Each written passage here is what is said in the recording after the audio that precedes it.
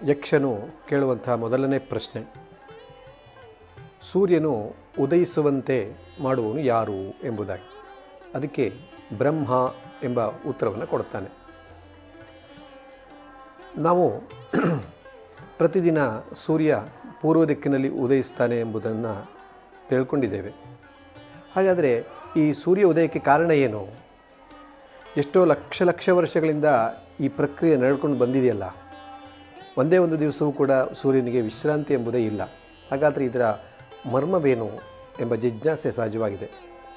ಇದಕ್ಕೆ ಯುಧಿಷ್ಠಿರನ ಉತ್ತರ ಏನು ಅಂತ ಕೇಳಿದ್ರೆ, ಪ್ರತಿಯೊಂದು ಕಾರ್ಯಕ್ಕೂ ಒಂದು ಕಾರಣ ಇದ್ದೇ ಇರುತ್ತೆ. ಕಾರಣವಿಲ್ಲದೆ ಯಾವುದೂ ಸಂಭವಿಸುವುದೇ ಇಲ್ಲ ಎಂಬುದು ಸಿದ್ಧಾಂತ. ಈ ಪ್ರಪಂಚ ಎಂಬಂಥದ್ದು ಎರಡು ಬಗೆ ಇದೆ, ಒಂದು ಜಡ, ಇನ್ನೊಂದು ಅಜಡ.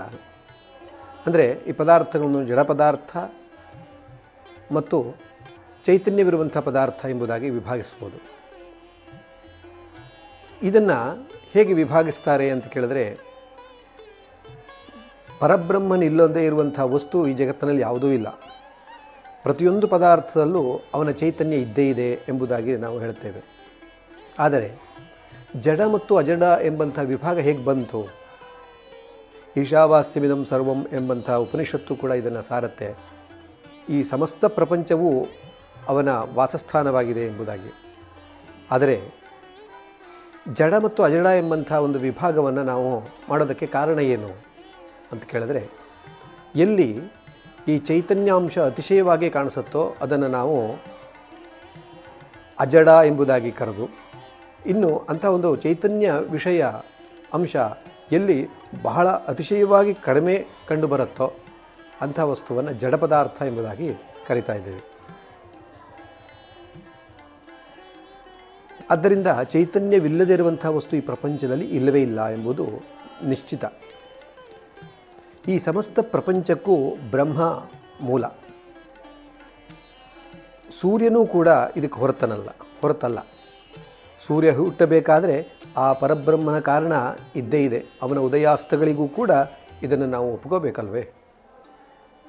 ಈ ಬ್ರಹ್ಮವು ಜಗದ್ವೃಕ್ಷದ ಮೂಲ. ಅಂದರೆ ಬೀಜದಲ್ಲಿ ಇರುವಂಥ ಯಾವ ಗುಣಧರ್ಮಗಳಿರುತ್ತೋ ಆ ಎಲ್ಲ ಗುಣಧರ್ಮಗಳು ಕೂಡ ವೃಕ್ಷದಲ್ಲಿ ಇರಲೇಬೇಕು. ಹಾಗಾಗಿ ಪರಬ್ರಹ್ಮ ಮೂಲವಾಗಿರುವಂತಹ ಯಾವ ಈ ಸೃಷ್ಟಿ ಇದೆಯೋ ಆ ಸೃಷ್ಟಿಯಲ್ಲೂ ಕೂಡ ಆ ಚೈತನ್ಯ ಎನ್ನುವಂಥದ್ದು ಇರಲೇಬೇಕು. ಹಾಗಾಗಿ ಈ ಪರಬ್ರಹ್ಮನ ವೃದ್ಧಿಯ ಸ್ವರೂಪವನ್ನೇ ಪ್ರಪಂಚ ಎಂಬುದಾಗಿ ಕರಿತಾ ಇದ್ದೇವೆ. ಆದ್ದರಿಂದ ಈ ಸೂರ್ಯ ಉದಯಿಸ್ತಾನೆ ಅಥವಾ ಅವನಲ್ಲೇ ಒಂದು ಚೈತನ್ಯ ಬರ್ತಾ ಇದೆ ಎಂಬುದಾಗಿ ನಾವು ಗಣಿಸಿದರೆ ಅದಕ್ಕೆ ಕಾರಣ ಯಾರು ಅಂತ ಕೇಳಿದ್ರೆ ಆ ಪರಬ್ರಹ್ಮನೇ ಆಗಿರ್ತಾನೆ. ಸೂರ್ಯ ಎಂದರೆ ಗತಿ ಉಳ್ಳವನು ಎಂದರ್ಥ. ಅಂದರೆ ಎಲ್ಲದಕ್ಕೂ ಪ್ರೇರಣೆ ಕೊಡುವವನು ಎಂದರ್ಥ. ಈ ಅರ್ಥದಲ್ಲೂ ಜಗತ್ತಿಗೆ ಪ್ರೇರಣಾದಾಯಕ ಪರಬ್ರಹ್ಮ ವಸ್ತುವೇ ಆಗಿದೆ. ಅವನೇ ಎಲ್ಲದಕ್ಕೂ ಗತಿ, ಅವನೇ ಎಲ್ಲದಕ್ಕೂ ಗಮ್ಯವೂ ಹೌದು.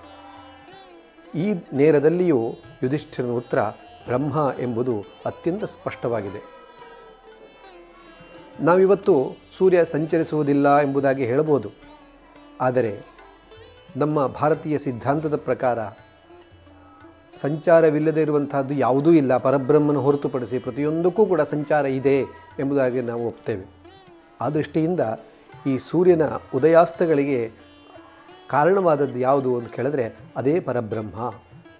ಇದು ಸೃಷ್ಟಿಗೆಲ್ಲವೂ ಎಲ್ಲಕ್ಕೂ ಕಾರಣವಾದದ್ದು. ಆದ್ದರಿಂದ ಸೂರ್ಯನಿಗೂ ಆ ಪರಬ್ರಹ್ಮ ವಸ್ತುವೇ ಕಾರಣವಾಗಿದೆ ಎಂಬುದು ಈ ಉತ್ತರದ ಸಾರಾಂಶವಾಗಿದೆ. ನಮಸ್ಕಾರ.